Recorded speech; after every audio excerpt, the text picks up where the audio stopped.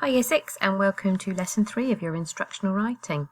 We're going to be looking at different techniques that you can use to improve on your writing today, getting on with our lists and thinking about what we're going to do now that we've written our introductions.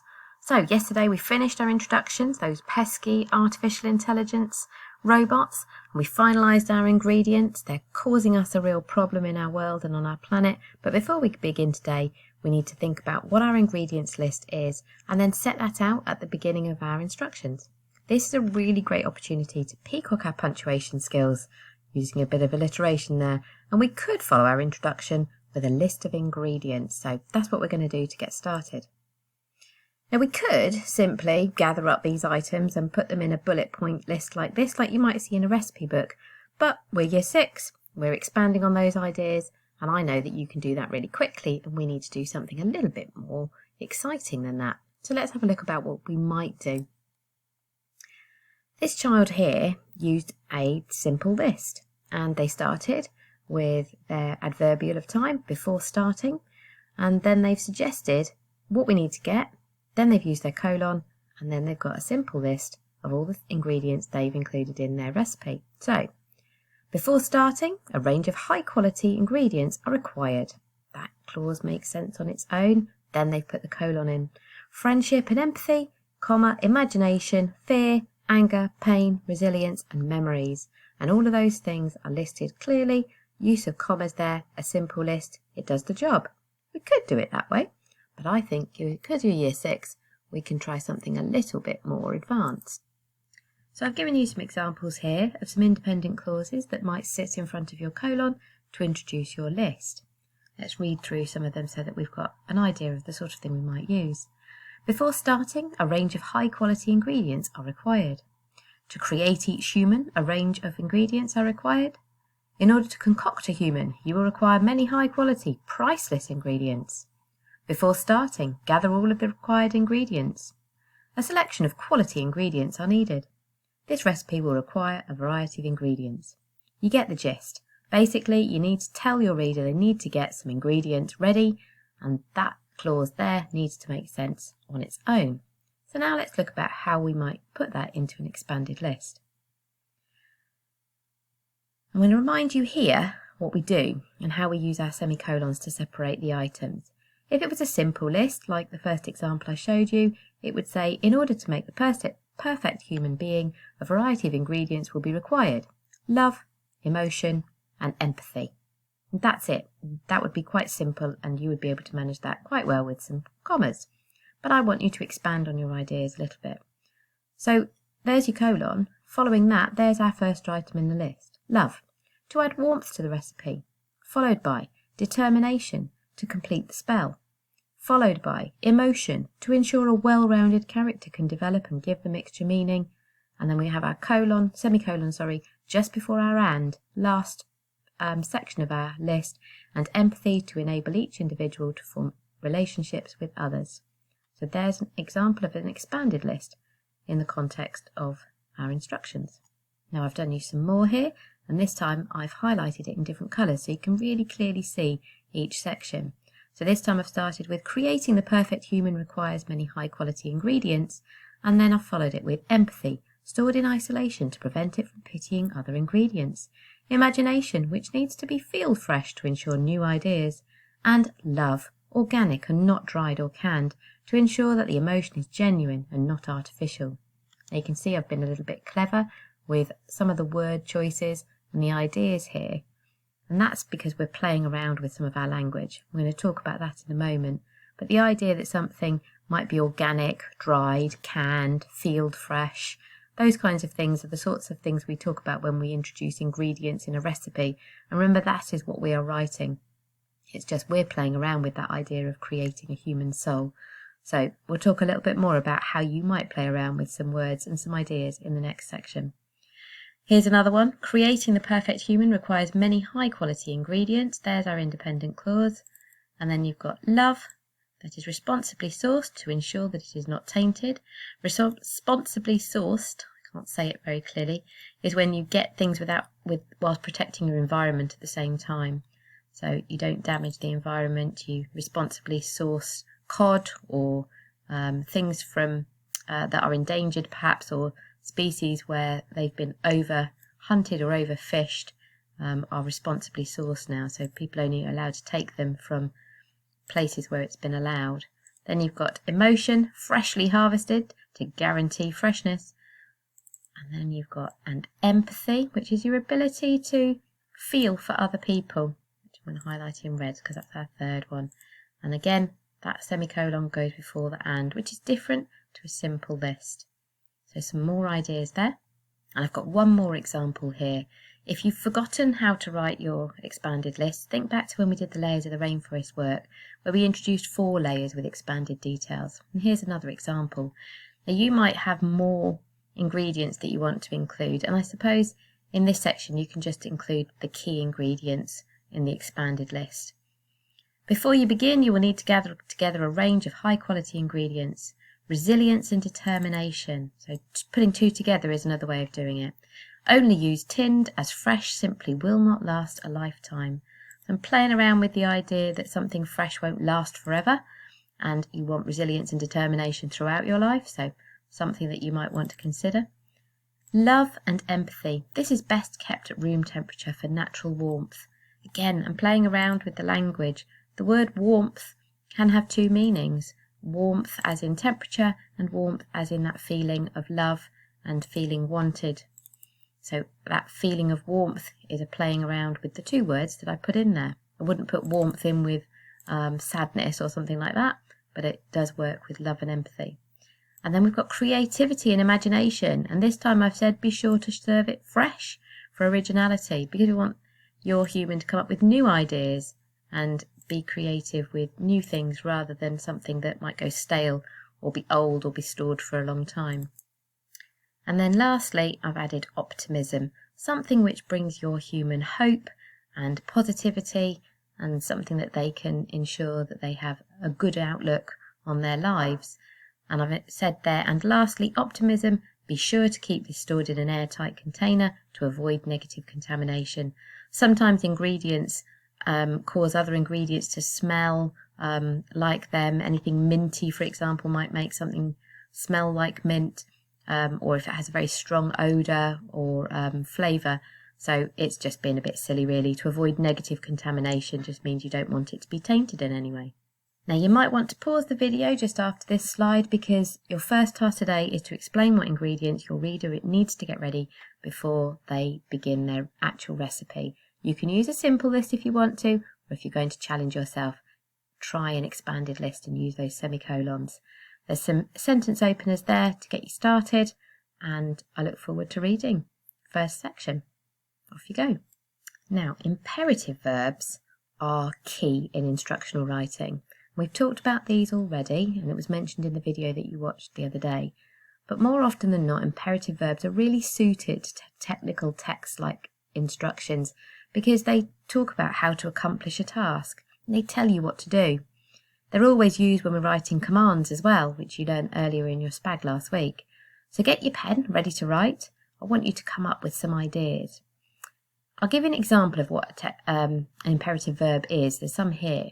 Words like fix, turn, pull, switch are all appropriate imperative verbs if you were writing simple instructions of how to make something, perhaps.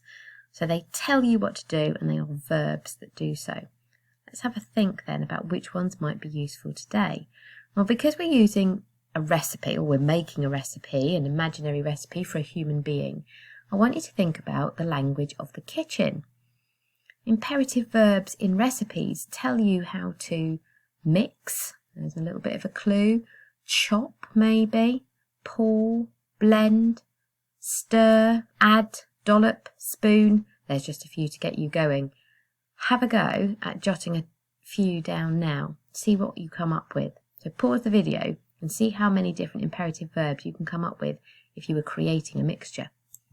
Now here's a variety. You might have some of these, you might have some different ones and some other ones, some better ones than I've got here. But they do really different jobs. So some of these are quite similar. Words like squeeze and crush are quite violent ways of putting an ingredient in. Whisking is quite a rapid way of putting something in. Blending it, again, implies that you've got to do that with a little bit of haste, perhaps. But then there are others that are a little bit more careful, like if you fold a mixture together or place something in, then that's quite a gentle way of doing something. You might sprinkle in some love and some hope, or you might crush some anger and determination into a mixture, thinking about what you want the mixture to do and what quality that particular ingredient has as well for a human. If you need to get some ideas, you need to get or fetch or find, maybe we could add another one to that. If you're stirring, making, mixing, these are fairly ambiguous ones. They're just putting them in, pouring. Words like stuff's going with the crush there. Put is a fairly ambiguous one, not too much emotion in there. Dolloping, scooping, these are great words. Shaping, if it was some sort of dough maybe. Prepare, that might come over here with fetch. Take might come over here with get as well. Drop, maybe pop that one in there. So they do have a different quality about them, these imperative verbs. And depending on how you want to add a particular ingredient, like love, you might want to put in carefully. You might fold it carefully into a mixture. Whereas something like determination, you might squeeze and blend into the mixture in the same way that you would perhaps be determined. So think about that as you apply it to each ingredient. Now on this page, I've got an example of how building a human being, the essence of a human being, has been put together in a section of, a series of instructions that are fairly short and fairly straightforward. And they all start with our imperative verbs. So it just shows you how we can use these. Take a handful of empathy and place them into a heart full of hopes and dreams. Add a sprinkling of good humour and fiery anger into the mixture. Be careful not to get burnt. Stir in several memories of a happy childhood to add experience to the mixture. Slice the love and care carefully into equal sections. Ensure there is enough to last a lifetime. Now I need to put in a colon there because that is an independent clause followed by another independent clause. Notice how I used the word be careful not to get burnt when you were adding fiery anger to the mixture. So again, a bit of play on words. You might get burnt when you're cooking. You might get burnt with someone's anger. Have a look on the next page. I think slice was a different one. Didn't have slice on the previous page. Stir the potion together. Notice how I'm using different synonyms for the word mixture, concoction, etc. Chop the emotions of embarrassment and surprise into the bowl. Try not to add too much. If the mixture turns red, add extra confidence. So again, a play on words, being embarrassed, turning red. And then lastly, serve up a compassionate serving. Now this human being is done. Now, these are straightforward and clear steps, but they're quite simple. And they don't start in different ways. They all start with the imperative verbs. If I go back a page, I wonder whether or not we can think about how we up-level these. You could add some adverbs. So you don't just take, you might carefully take a handful of empathy. Or you might take it and place carefully, or quickly, or slowly. Some adverbs could add an element of description to add to our instructions here. We could also start with some ing verbs. So instead of saying add, we could say adding a sprinkle of good humour and fiery anger into the mixture could be a good idea, or something along those lines, or chopping carefully, or turning the verb that you've got here into an ing verb and then making it a subordinate clause at the beginning of the sentence.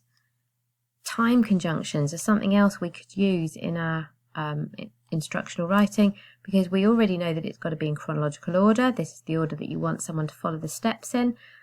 Time conjunctions can help add further information here. So that's something else that we could start our sentences with. And that would help us add clauses as well and develop our sentence structures so that we've got a range, because at the moment all our sentences are pretty much the same. So I'm going to show you now on the next page how we might do that. You may already have some straightforward ideas like take a handful of empathy and place them into a heart full of hopes and dreams. What I want you to do now is extend your ideas, elaborate and edit them and make them better than they already are. And you can do this using some of the techniques we've just talked about. So here I've started with an adverb instead of just take a handful of love. So we've got an adverb opener there. Carefully take a handful of love and empathy and place them into a heart full of hopes and dreams. So a little bit of elaboration there. Then, instead of leaving it at that, I've then gone on to say this would enable the human to be able to relate to other people. Furthermore, so we've got a conjunction to add even more information. It will help them to maintain friendships and care for others. So not only are you saying do this in your recipe, but you're also explaining why this is important to a human and what quality this element gives to a human and how it helps them in their lives. So this is the sort of length of each ingredient that we're looking for. Good quality sentences, fully developed ideas, really explaining the purpose of each ingredient and what it does for your human soul. So it's going to be your task today to ensure that each of your ideas and each of your steps doesn't sound dull, sounds exciting. We haven't started always with an imperative verb, but they are needed. So we're going to use other techniques to ensure that we have a variety of sentence openers. We've got adverbs, and there's an example here of how you might do that. Rapidly add the whatever it is, so the mixture does not curdle, froth, bubble up, whatever you want to say.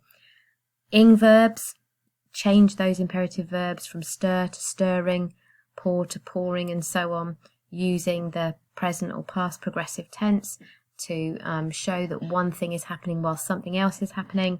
Stirring gently, place a spoonful of, so this is what you're doing whilst you're also doing this at the same time. And time conjunctions help keep it moving and also in chronological order. So next, after this, once you have done that, again, really good ways of varying those sentence openers. And if we do all of those things, as well as adding some quantity words like a sprinkle, a pinch, a spoonful, a handful, this is the language of the kitchen again. Recipes always tell you what quantity, and we didn't tell the reader how much of something we were including in our introduction. So now is the time to add in the quantities so that your reader knows exactly how to follow the recipe clearly. Okay, so your second task of the day is to write up your first 3 ingredients for your set of instructions using your drafted ideas that you planned yesterday. Use each of your ideas, tick them off when you've used them, elaborate on your ideas, really expand them, explain in detail the purpose of each of the characteristics and what it will do for your human, being clever if you can, playing on words, which we'll talk a little bit more about tomorrow. Think about all the writing features we've discussed and practiced today, that variety of sentence openers. That's what you will do today. I've put you a page of useful vocabulary here, which is on the Google Drive separately, so you can print it off if you want to, and then you can use it for the rest of the week. We've got a range of spellings here that might be useful to you. Synonyms for the words for human soul, human existence, the essence of humanity, inner being, soul, life form. I think inner being might need to be hyphenated, so I'll pop one in there. Synonyms for words like mixture, concoction, potion, recipe, ingredients. When you're talking about making up that mixture, you don't want to be using the same word each time. And then when you're creating your human, you might use the words like life form, hyphenated adjectives to describe other elements, lifetime, life-threatening, handmade, man-made, well-made, well-blended. There's some examples there, and we also had inner being over here as well. So how you can get in a sneaky little hyphen into your writing to show another piece of punctuation as you're working. So that's your task today. Good luck with your examples. Think about how you elaborate your ideas and really develop each of your points. So you're not just writing me a simple list like the one we had back here, which was great. It was nice and clear, but it was pretty boring and it didn't elaborate and explain too much. So can we add some more details now? Can we develop our ideas?